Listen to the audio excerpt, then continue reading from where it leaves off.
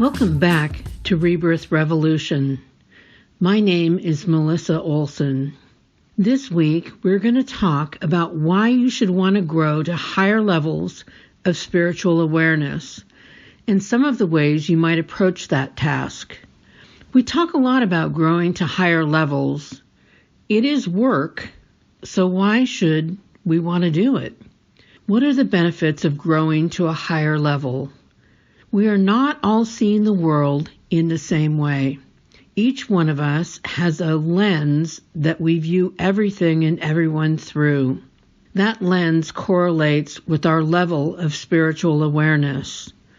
One way to envision this is to think of the levels like they would be through the application of a photo filter app, like you use on your phone. The lowest levels would be the equivalent of applying a dark, moody, grainy filter to everything and everyone. You see things darkly, and you see everyone around you as being equally filled with darkness. It all looks quite ominous. One of the reasons that we have difficulty understanding those at the lowest levels is that we have such different perceptions. They are not yet able to see the beauty, the innocence, or the value in anything. They aren't able to receive the flow of good feelings that come from doing the right thing, helping another person, or being loved by another person. A person at a low level doesn't receive input the same way we do. They aren't moved by beauty, softened by love, horrified when bad things happen to other people.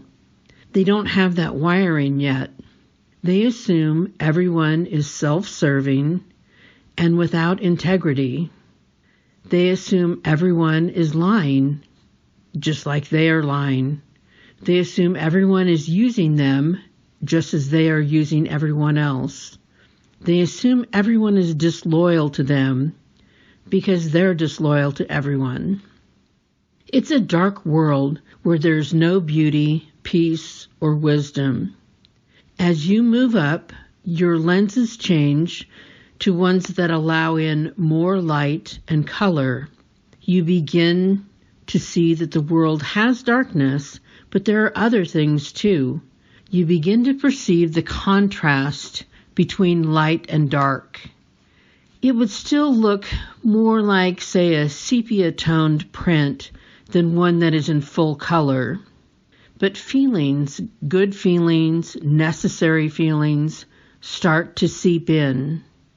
Imagine, as each new grade level is achieved, you see it all in brighter, more vivid colors. Your feelings also begin to deepen so that you can truly take in the earth-shaking feelings of deep love for another, profound appreciation for nature, the ability to be deeply moved by art and music.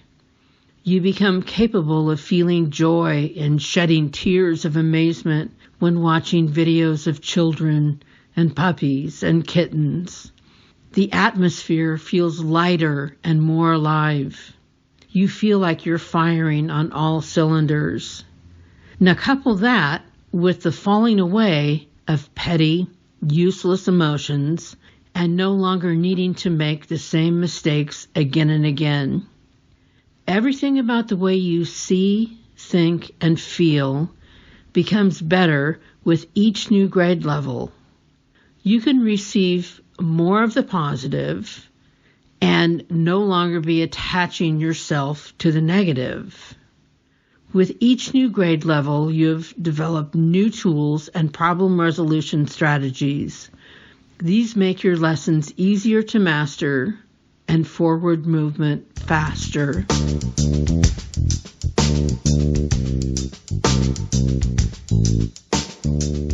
You become more discerning with each new grade level. This gives you the power to more quickly recognize poisonous relationships, negative situations, and the stiffer backbone that is required to let go of any of these that no longer serve you.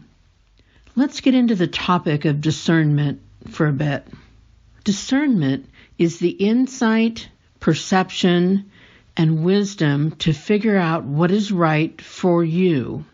It is your ability to look at a situation, bring into play your divine intuition, your logic, and the sum total of your life experience to interpret the challenge before you.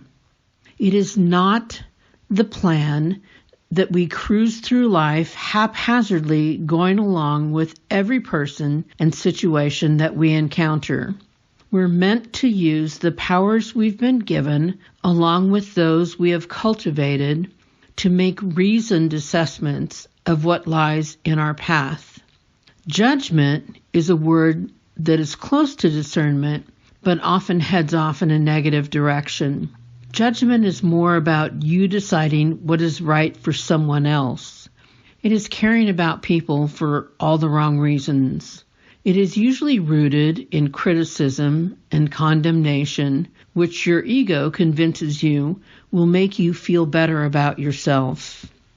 Judgment is more random in scope, where discernment involves only that which is involved in a choice that you are making for your life. Discernment will help you make the good choices that will serve you to move forward. Judgment of yourself and others will hold you back or even drag you down to lower levels. Discernment leaves you feeling empowered. Judgment, since it's usually done behind others' backs, leaves you feeling small and petty.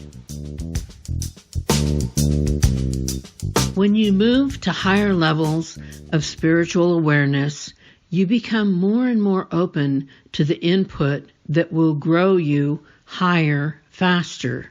You no longer identify with your ego to the point that you have to fight off every suggestion that might be the exact piece you need to move to the next step. Lower levels reject all forms of accountability, seeing it as a personal attack, where those at higher levels know that accountability is an essential element to doing better. With each progression to a higher level of awareness, you become more empathetic. This ability to take in and identify with the curriculum, the lessons of others, gives you a way to learn and grow without having to go through every struggle personally. You know how we say that some people learn things the hard way? That is a lower level strategy, to just keep making the same mistakes even though they don't give you the results you think you want. At higher levels, you can learn the easy way, being able to understand what it would feel like to be cut with a knife instead of actually having to stab yourself. You don't have to experience every lesson out there. You just need to learn about every lesson out there. Your level of engagement is your choice.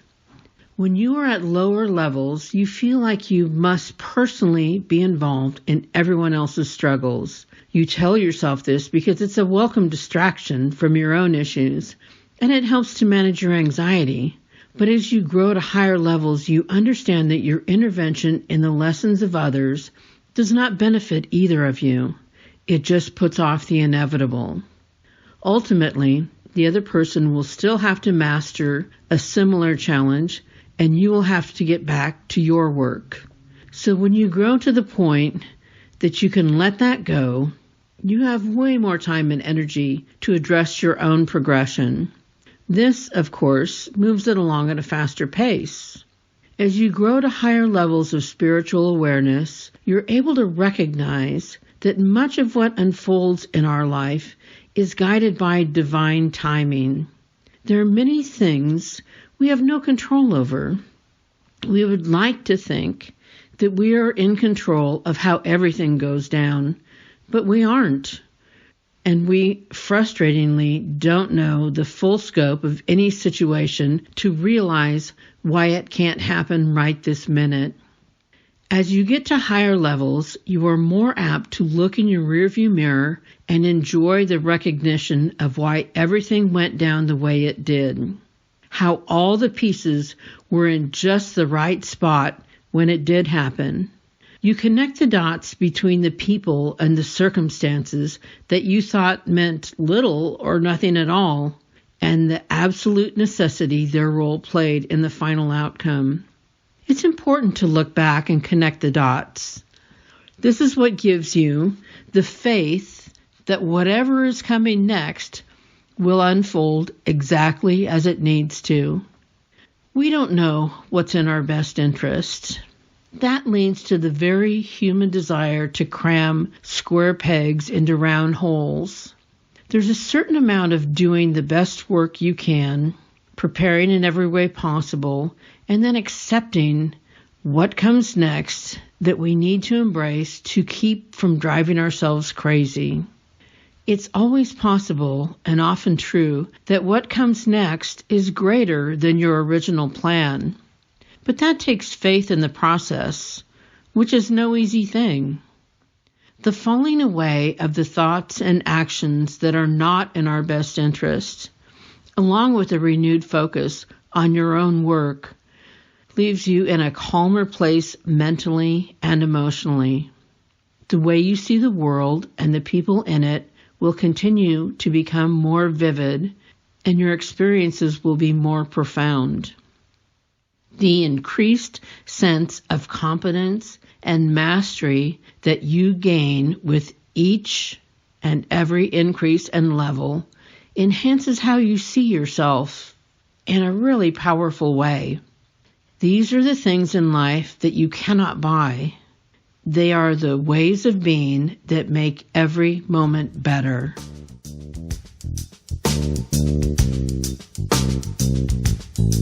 What is the eternal payoff? When you leave this school and return to the other side, you will be with the others who have achieved your grade level. This, of course, is a great thing if you are at a higher level. To be surrounded by people who have your same level of integrity, the same capacity for love, the same gratitude for all that is offered, there will be an ease of understanding amongst all of you. It is the place where your soul experiences complete comfort. If you are at a lower level, you will share your space with souls who share your same capacity for cruelty and all the other negatives that come along with that grade level. Without any souls who emanate light and bring higher ideals into the space, I would imagine that it looks and feels like a real hellscape. It's not a punishment to be put with souls at your own level of spiritual awareness. It is simply accountability for the choices that were made. It is the ultimate example of birds of a feather flocking together.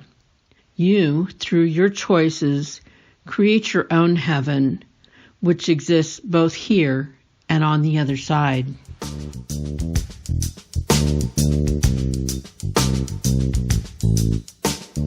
No one is ever alone in this journey to grow higher.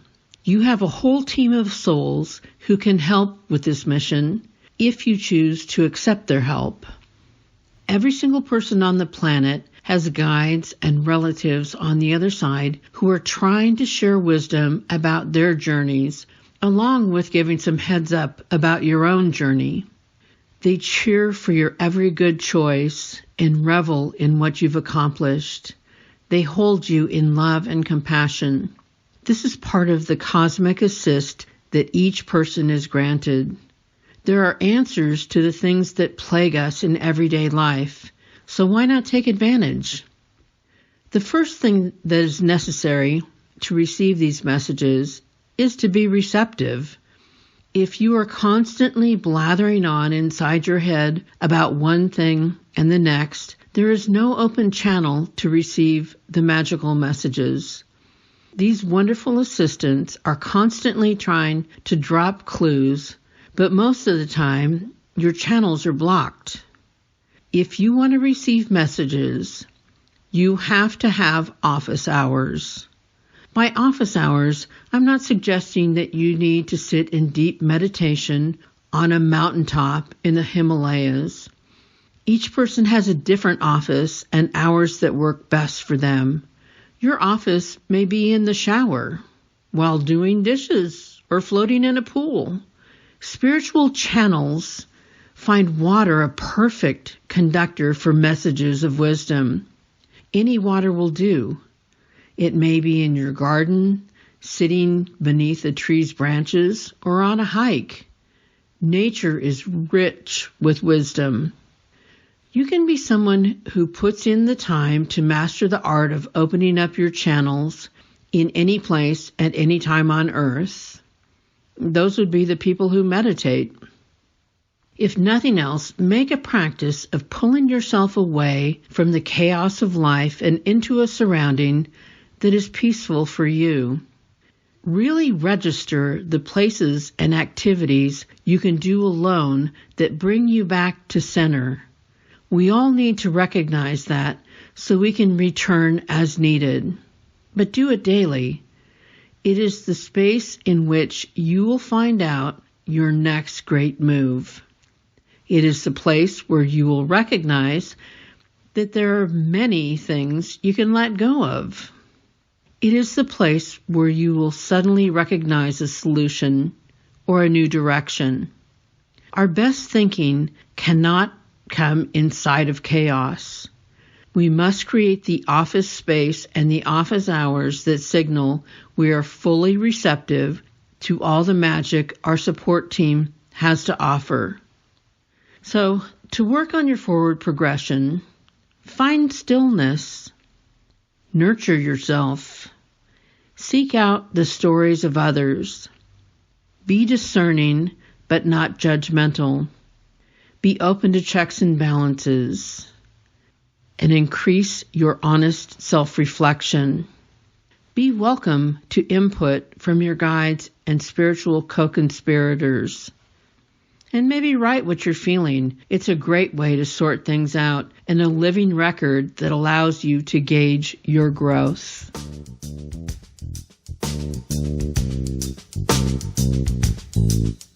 We'd love to hear from you. Send us your thoughts at RebirthRev, R-E-V, @gmail.com. Leave a note on Facebook, Twitter, or Instagram. Tell your people that Rebirth Revolution can be found on Spotify, Stitcher, Google Play, Podbean, Apple Podcasts, and YouTube. I think we have all the bases covered, but let us know if there's someplace else we need to be. Next week, we will examine your alliances and why they're so important to your personal progression. How much of your identity is tied up in groups that may or may not reflect your current state of being? Let's inventory where we are with all of that and see what needs to be done to keep it moving.